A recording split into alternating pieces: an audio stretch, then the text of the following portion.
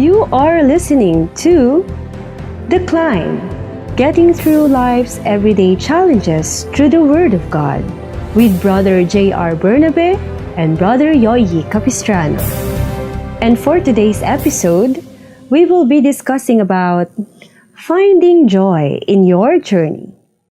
Meron isang famous quote na nabasa ko ulit kanina at parang gusto kong yun yung pag-usapan natin.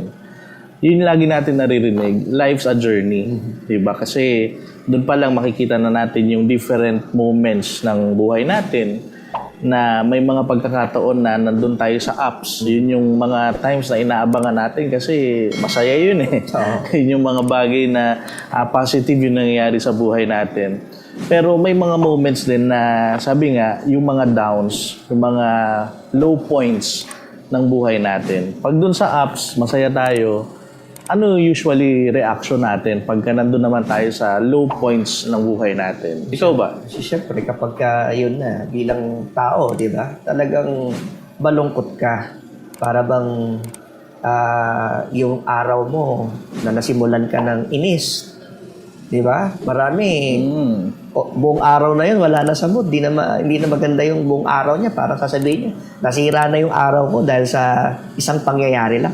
Yung iba, pagka problemado, di mo na makausap. Oo, mismo. Kasi diba? Occupied na siya, Occupied na siya dun sa mga iniisip niya. Ako minsan ganun eh. Kapag marami kang iniisip, marami kang mga hinahandle na mga challenges, minsan parang ayaw mo na lang muna magsalita, gusto mo na lang muna mag-isip. Tahimik ka na lang muna. Pero possible kaya na yung emotion natin o yung nararamdaman natin during the times na nandun tayo sa ups, mga masasayang moments ng buhay natin, possible ba na yun din yung maramdaman natin pagka nandun naman tayo sa mga low points ng mga pangyayari sa buhay natin? Posible. Kasi yun naman talaga eh. Ang problema lang kung papaano tayo dapat na mag-react doon sa mga bagay na nangyayari. Hindi naman hindi maganda yung nangyari. Negatibo na all the way. Buong maghapon mo, pipiliin mo na at magdi-decide ka na magmukmuk ka na lang o kaya hindi na maging maganda totally yung araw mo. Tama kasi. Sabi nga natin kanina, life's a journey. Minsan tayo nasa actual journey. Halimbawa, bumabiyahe tayo, punta tayo sa bakasyon, sabihin natin, pupunta tayo sa beach. Hindi naman smooth minsan di ba? Yung journey natin, may mga times, iba nasisiraan na sasakyan. Na-aksidente. Iba, may na-aksidente. Yung iba, talagang nagbababad ng oras sa traffic. Pero makikita mo iba, kahit na dumadaan sa ganong mga pagkakataon, nakangiti pa rin. Masaya pa din. At diyan kilala ang mga Pilipino. Tama, yung yung meron tayong spirit na yung happiness laging nandun kahit na may mga bagay na nangyayari, may bagyo, may kalamidad, nakikita pa rin, nakakita yung mga Pilipino. Sa mga maliliit na bagay, madali siyang i-grasp yung idea na yon na sa mga minor things kaya mong palampasin Pero paano pagka yung mabibigat na bagay na nga? Diba? Kaya pa rin ba talaga nating maging masaya? Naalala ko yung sinabi ni Apostle Paul kasi sa kanya rin nanggaling yung life's a journey. Sabi niya, dun sa isang verse, I found joy in my sufferings. Parang pagka pinakinggan natin sa Tagalog, natuwa ako sa aking mga paghihirap. Nagalak ako sa aking mga paghihirap. Pagka hindi mo siya naintindihan, nung una, naisip ko, hindi kaya nasisiraan na si Apostol Pablo. Diba kasi? Pwedeng yun ang isipin. Pwedeng isipin. Marami na. Parang, sobra naman to. Diba? Parang di na yata normal na sabihin yung ganung mga salita kapag ka nasa matinding sitwasyon ka o kaya nasa problema ka. Kasi hindi makitang pwede pala.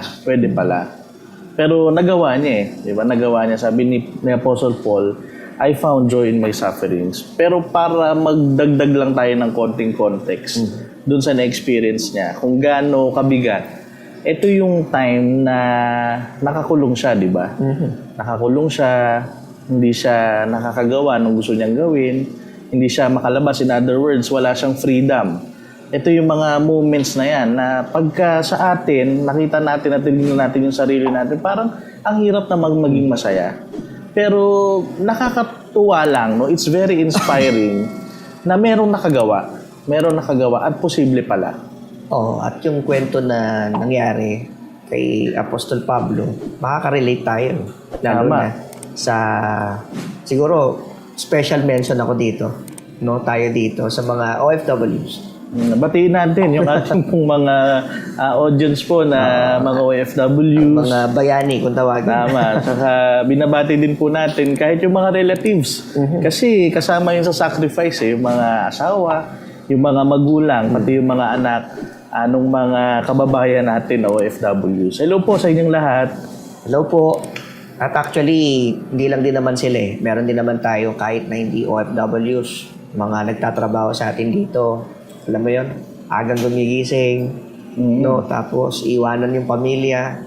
Gabi na minsan, di na nagkikita-kita yung pamilya dahil yung isa tulog na. Siya naman, papasok kinabukasan. Pagising niya, wala na yung isang kasama ng membro ng pamilya. Ang hirap. Diba? So, marami tayo na sabihin na natin, meron tayong everyday na sufferings na pinagdadaanan.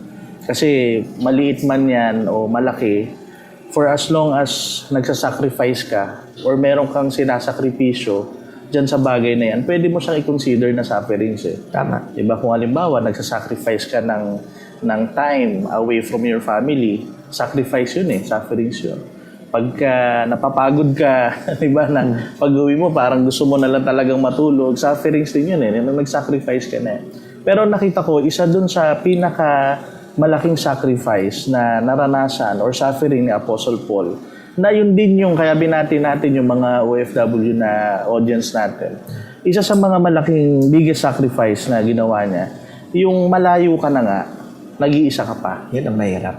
Yun ang mahirap. At yan ang kwento ng karanasan ng mga naalala mo nung pumunta tayo sa Malaysia. Tama, sa Malaysia. Di ba? Grabe yung mga testimony na mga narinig natin dun sa mga kababayan na na-encounter natin. Ako kasi Nakakausap personally, natin. nagkaroon din ako ng chance, share ko lang na, nagkaroon din ako ng chance na maging OFW. Tama. For a tama. short time. Natatandaan Siguro, ko. mga, kung di ako nagkakamali, 6 months. So, maiksi lang yon. Pero within that short period of time, naranasan ko nakatikim ako ng konti nung tinatawag nga nating homesickness. Yun. Imagine mo, nandun ka sa malayo, mag-isa ka lang, tapos mag-video call or tatawag yung family mo kasi merong may birthday. No, the following week, meron na naman silang gathering. Minsan, parang ayoko na lang sagutin kasi alam ko pagka sinagot ko yung tawag, maiinggit lang ako, malulungkot lang ako. Ka lang. At hindi lang yun kasi talagang yung mga na-encounter nga natin at kwento ng iba't iba nating mga OFWs, yung iba talagang hindi na nga malaya, although may trabaho na, may nakakalungkot. Wala din siyang papel, di ba? Nagiging TNT na lang doon sa abroad dahil doon sa kagustuhang, alam mo na, Ako, makatulong para sa pamilya nila. Ako nga, saglit lang eh. Paano pa kaya sila na gumugol ng 1 year, 2 years, yung iba nakausap natin, 10 years, more than 10 years na malayo sa family nila. Parang yung iba na hindi nila nakikita talaga yung sitwasyon, parang ang ganda eh, parang ang saya na meron kang kamag-anak na nagtatrabaho sa ibang bansa. Pero yung realidad, pag nandun ka na, iba na. Makikita mo talaga yung sakripisyo. Tama. Nabanggit mo kasi kanina yung lungkot na occasion na nabanggit mo dahil wala ka dito sa Pilipinas, kung nasa abroad ka. Ang matindi yung mga kababayan talaga natin, yung mga nasa abroad mo. Kahit naman yung mga nandito na may pamilya na nasa abroad. Napakahirap din naman. Mahirap. Lalo na yung nasa abroad ka na merong nakakalungkot na namatayan. Yun nga lang magkasakit. Di ba? May nagkasakit. Hindi mo maalagaan yung mahal mo sa buhay. Walang freedom na makauwi para lang. Pero talagang ganun pangyayari. Hindi talaga nakita yung mahal niya sa buhay hanggang sa mailibing. So, napakahirap dalhin nun sa kalooban. So far, puro negative yun na pag-usapan natin. Oo. Pero balik ako dun sa point ng conversation natin. Is it possible for someone suffering to experience joy? Posible ba talaga na maging masaya yung isang tao na dumaranas ng mga problema, dumaranas ng mga sakripisyo, yung iba't ibang mga negative? At ang maganda, yung sagot nandun din sa sinabi ni Apostle Paul eh. Kanina kasi hindi natin binasa ang buo. Pero yung secret, basahin natin buo. Sabi doon, nagagalak ako sa aking paghihirap dahil sa inyo. Ayun. So, doon pa lang, makikita na natin na ang key pala for a person, kahit na may mga pinagdadaanan siyang sakripisyo, pero maliwanag sa kanya kung bakit niya ginagawa, kung para kanino niya ginagawa, pwedeng matakpan yung iba't ibang mga lungkot, mapalitan ng satisfaction, mapalitan ng kagalakan yung nararamdaman niya. So, halimbawa, nakikita mo na dahil dun sa sakripisyo mo, nakakain ng masarap yung pamilya mo, nakikita mo na nabibigay mo yung mga pangangailangan nila, nasusuportahan mo sila. Yung lungkot, kaya palang matakpan yun. Nawawala. Nagiging satisfaction, nagiging kagalakan. In other words, you can be happy while suffering if you are suffering for a purpose. At kailangan yung purpose na yun, laging malinaw sa'yo. Tama. Kasi minsan, pag nasa journey tayo, pwedeng sa umpisa, maliwanag sa atin, kaya ako gagawin to kasi para dito. Pero as you go along the way, baka madistract ka na, mawala na sa'yo yung purpose mo. So, dapat clear at constant. Tama. Na nasa puso mo, nasa isip mo, yung purpose ng iyong sakripisyo. Maganda yung punto na yun eh. Kasi minsan sa sobrang dami na ng trabaho ng mga OFWs at kahit sino, no? Minsan, ginagawa mo na lang siya na nakakalimutan mo na yung purpose. Ang nagiging result, nagiging outcome, lumulungkot ka. Pero ang totoo, alam mo naman kung ano yung purpose. So, pag nakakalimutan, sabi mo nga, be constant. Dapat, para tuloy-tuloy din, na lagi kang masaya sa kabila ng mga paghihirap o mga nararanasan mong sitwasyon sa iba't ibang mga lugar at sa iba't ibang bansa. Kasi may tendency, lalo na pag na-develop mo na yung routine mo sa maghapon, sa umaga, ito gagawin mo, sa tanghali, ganito gagawin mo, sa hapon, sa gabi, ganito gagawin mo. Napakalaki nung tsansa na dahil dun sa dami ng ginagawa mo, dahil dun sa paulit-ulit ng ginagawa mo, nawawala yung dahilan. At napaka-strong ng purpose para sa isang tao. Diba? For you to move forward, for you to be able to overcome yung iba't ibang mga challenges, para tumagal ka sa laban, sabi nga. Kailangan alam mo bakit ka lumalaban. Tama.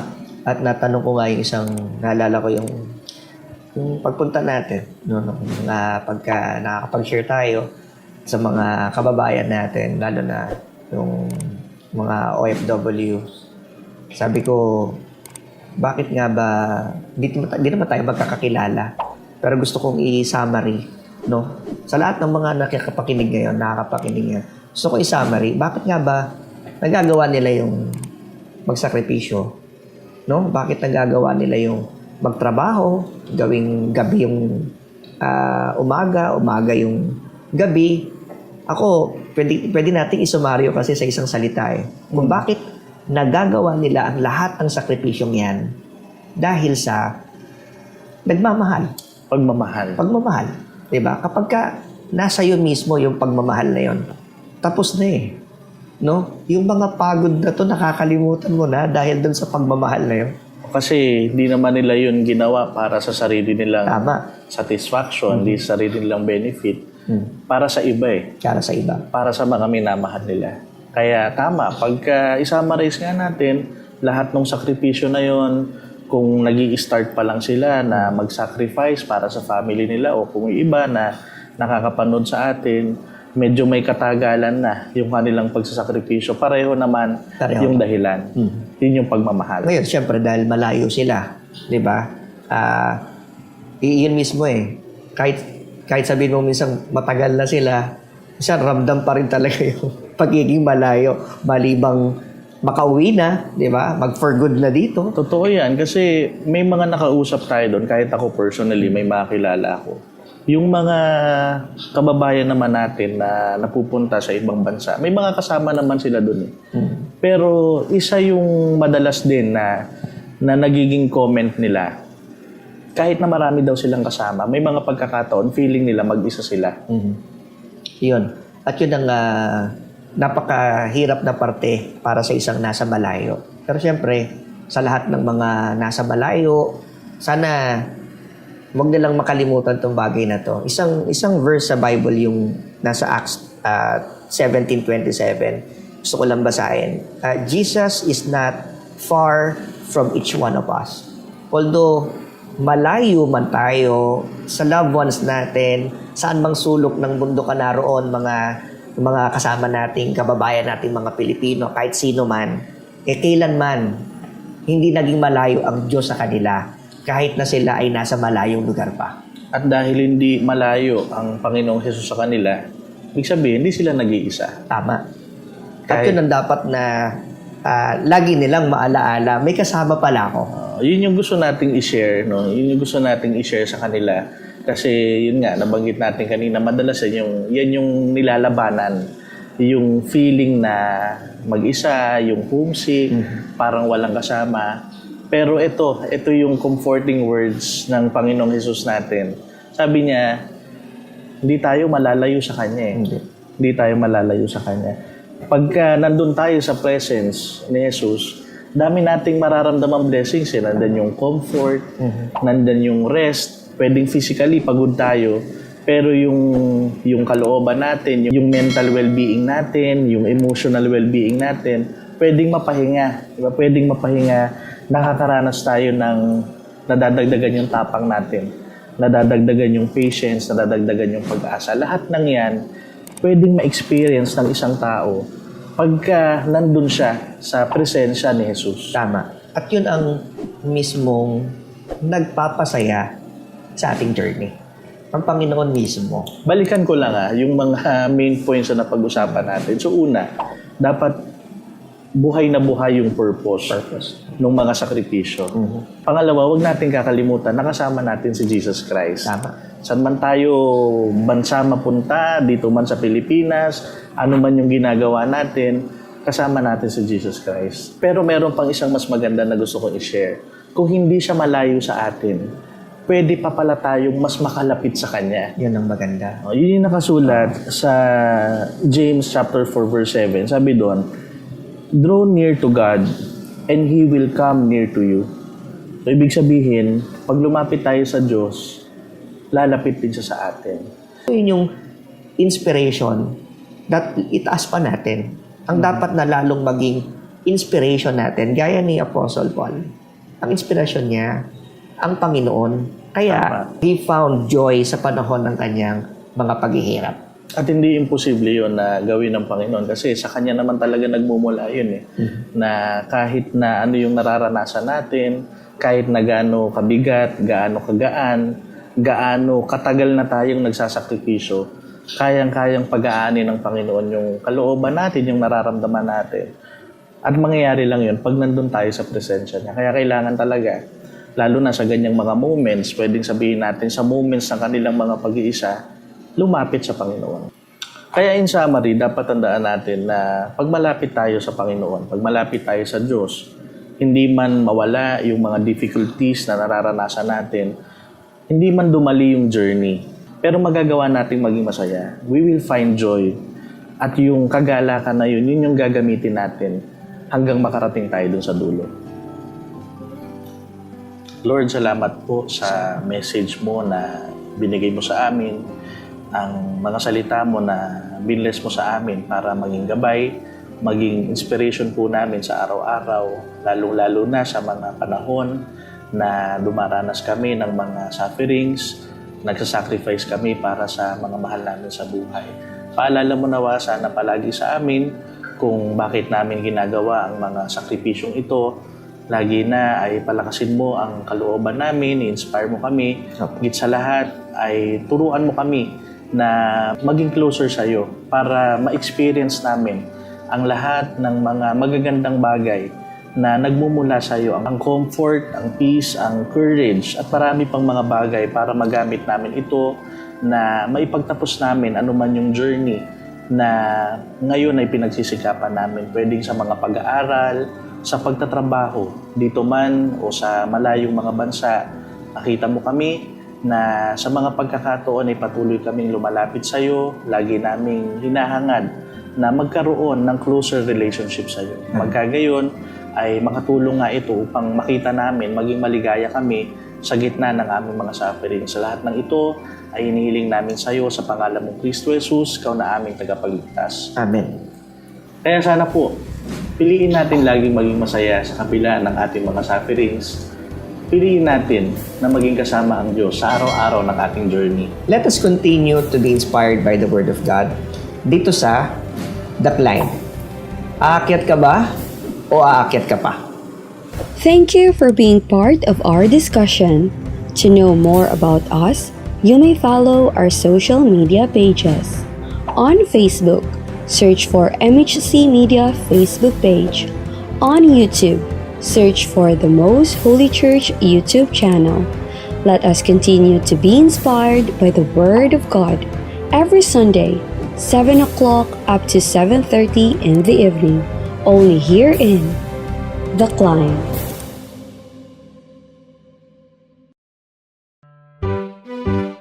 Likhawit o mga orihinal na komposisyon ng mga kapatid sa loob ng Most Holy Church. Dalawang salitang pinagsama, likha at awit. Isa po itong acronym, likhang imnong kinalulugdan, himig at wikang itinanging tunay. Isa po sa napakabisang paraan na itinuturo sa atin na magpaalalahanan at magpatibayan sa pamamagitan po ng mga imno at salmo at mga awiting ukol sa Espiritu. Dahil sa nakitang kapangyarihang taglay nito, ang paggawa po ng likhawit sa kabanal-banalang iglesia ay naging isang mahalagang gampanin na po ito na nagpapasigla at nagpapatibay sa buong iglesia. Kaya isa ng ganap na ministeryo. Himno at salmo, awiting ukol sa Espiritu. Likhawit, likhang imnong kinalulugdan, himig at wikang itinanging tunay.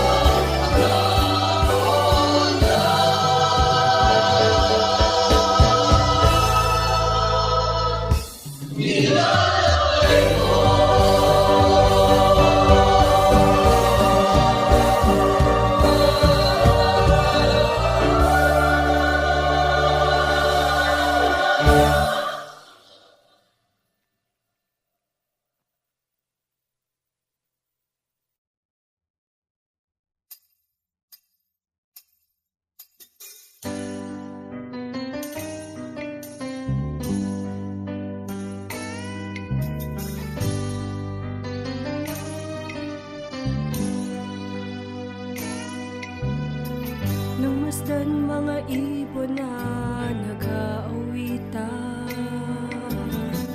masayang nagpapayag ng iyong pagmamahal. Waring nananabik sa iyong pagbabalik at makamit ang pangako mong langit. Kay buti mo, aking Diyos, purihin ka sa iyong pag-ibig na ipinadarama.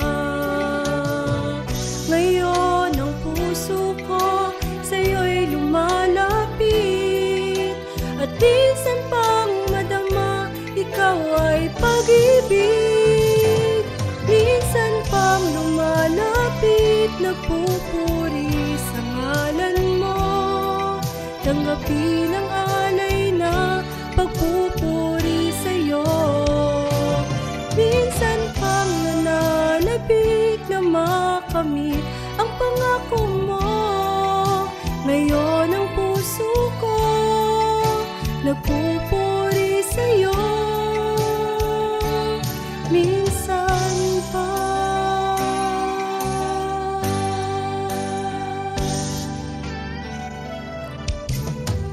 Nang masdan mga ibon na nag-aawitan, masayang nagpapayag ng iyong pagmamahal. Waring nananabik sa iyong pagbabalik at makamit ang pangako mong langit. Buti mo, o aking Diyos, purihin ka sa iyong pag-ibig na ipinadarama. Ngayon ang puso ko sa'yo'y lumalapit, at minsan pang madama ikaw ay pag-ibig. Minsan pang lumalapit, napupuri sa ngalan mo. Tanggapin ang alay na pagpupuri sa'yo. Minsan pang nananabik na makamit ang pangako mo. Ngayon ang puso ko nagpupuri sa'yo. Minsan pang lumalapit, nagpupuri sa ngalan mo. Tanggapin ang alay na pagpupuri sa'yo. Minsan pang nananabik na makamit ang pangako mo. Ngayon ang puso ko nagpupuri sa'yo. Minsan pa.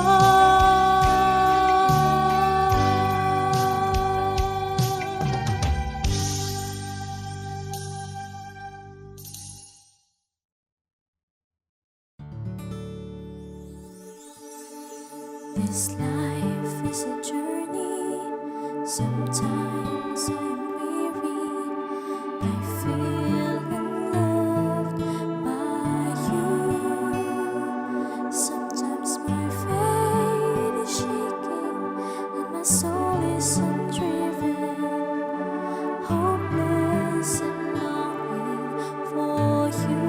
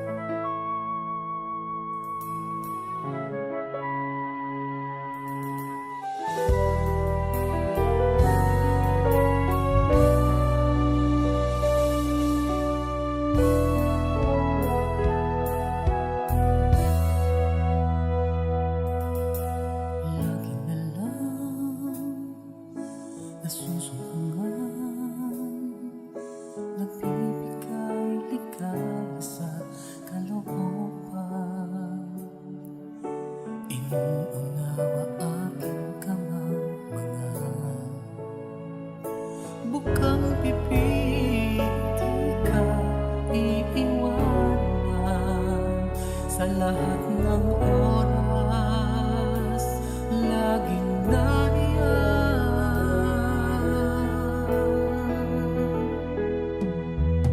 Lagi na lang nasusumbungan, nagbibigay ligaya sa kalooban.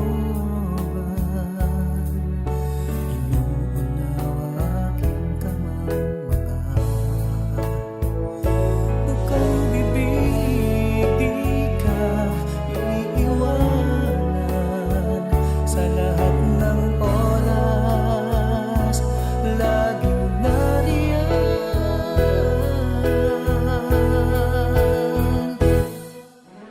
Bakit ba iniibig mo?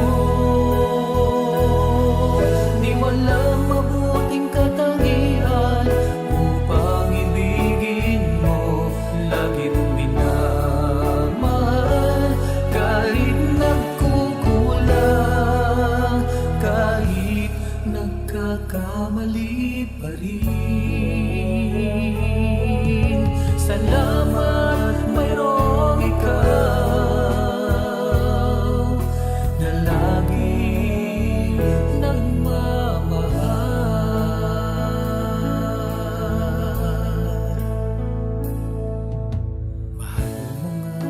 Mahal mo nga ako, iniibig mo tunay. Napakaraming katunayan. Sa hirap o kaginhawahan, sa kalungkutan at kaligayahan, karamay ka na laging nagmamahal. Saan man, kailanman. Bakit ba inibig mo? Di walang mabuting katangian upang ibigin mo. Lagi mong minamahal kahit nagkukulang, kahit nagkakamali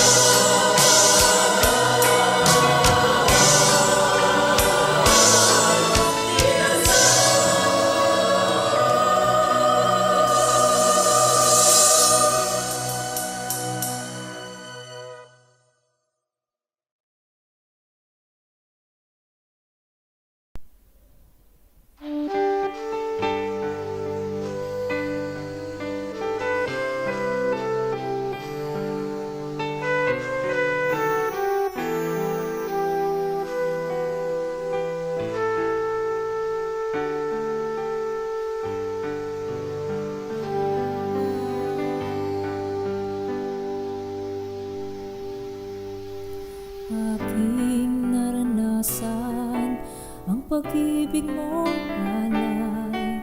Buhay ko'y nagliwanag dahil sa iyong banal na katwiran. At ang nilalakaran, matpid na landas ng pamumuhay at pangakong habang buhay, ikang paglilingkuran.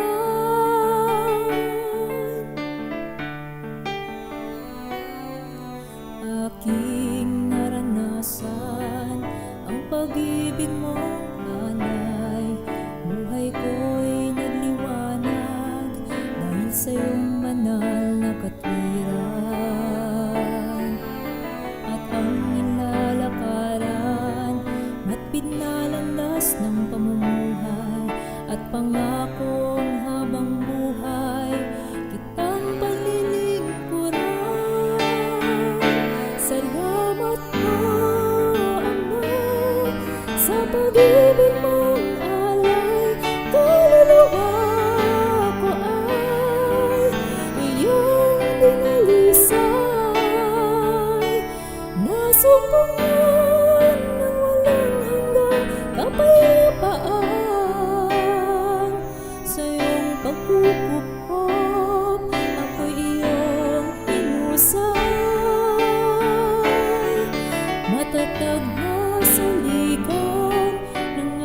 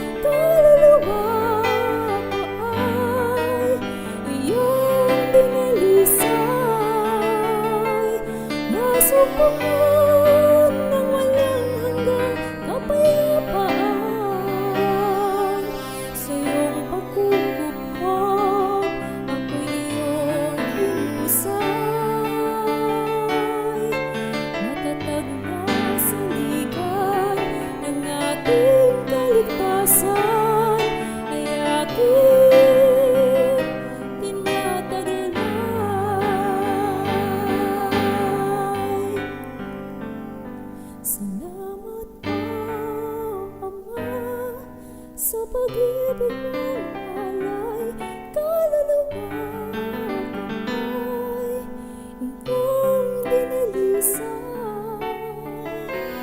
Nasumpukan ng walang hanggang kapayapaan, sa iyong pagkukupkop at iyong hinusan. Matatag na sandigan ng ating kaligtasan ay aking tinataglan. Sa iyong pagkukupkop ako iyong hinusay. Matatag na sandigan ng ating kaligtasan ay aking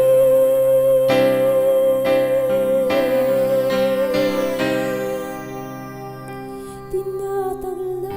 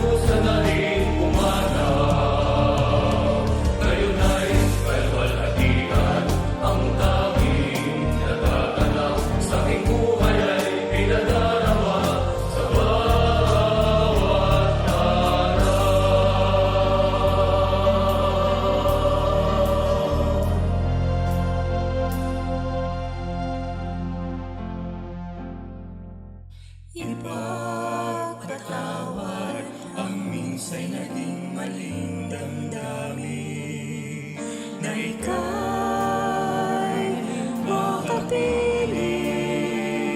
Ninais kong pagalingin,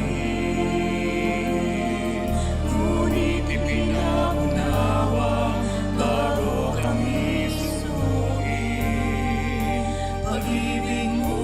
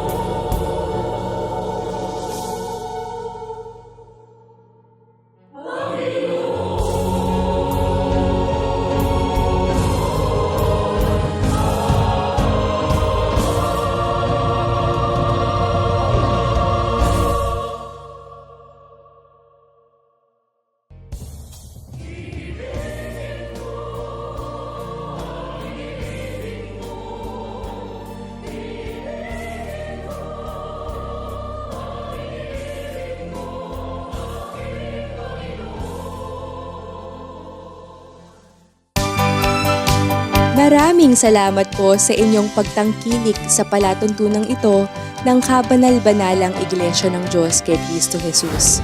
Kung nais po ninyong mapanood ang iba pa naming programa at upang lubos po ninyong makilala ang kabanal-banalang Iglesia ng Diyos kay Kristo Jesus, mag-subscribe sa ating YouTube channel na The Most Holy Church, bisitahin ang aming Facebook page na MHC Media.